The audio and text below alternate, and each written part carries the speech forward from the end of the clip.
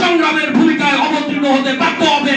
কারণ আমরা বাংলাদেশি জাতীয়তাবাদকে ভালোবাসি, আমরা বিশ্বাস করি শহীদ রাষ্ট্রপতি জিয়া রহমানের এই আদর্শকে, আমরা বিশ্বাস করি আমাদের আপসহীন দেশনেত্রী মরহুমা বেগম খালেদা জিয়ার আপসহীন সংগ্রামকে, সেই সংগ্রামকে সাথে রেখে আমরা ব্যক্তহীন কণ্ঠে বলতে চাই, যদি ত্যাগী নেতা কর্মীদের মূল্যায়ন করা না হয় তাহলে বিএনপির এই স্বাস্থ্য সম্পর্কিত যে ইশতেহার সেটা বাস্তবায়ন করা সম্ভব হবে না। মাননীয় মন্ত্রীবৃন্দ, অতএব আপনাদের কাছে, আপনাদের মাধ্যমে আমি উপযুক্ত যথাযথ কর্তৃপক্ষের কাছে আহ্বান জানাবো, বিগত আন্দোলন সংগ্রাম রাজপথ এবং হাসপাতালে যারা অক্লান্ত পরিশ্রম করে চিকিৎসা সেবা দিয়ে গিয়েছেন, যারা যোগ্য, যারা মেধাবী, তাদেরকে উপযুক্ত স্থানে পদায়িত করে বাংলাদেশের স্বাস্থ্য ব্যবস্থাকে আধুনিক এবং স্বনির্ভর স্বাস্থ্যকর করে তুলবেন, এই আশাবাদ ব্যক্ত করে বক্তব্য শেষ করছি।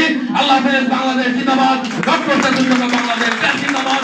শহীদ রাষ্ট্রপতি জিয়া রহমান অমর, দেশনেত্রী বেগম খালেদা জিয়া অমর, তারুণ্যের অহংকার আজকের প্রধানমন্ত্রী জনাব তারেক রহমান জিন্দাবাদ।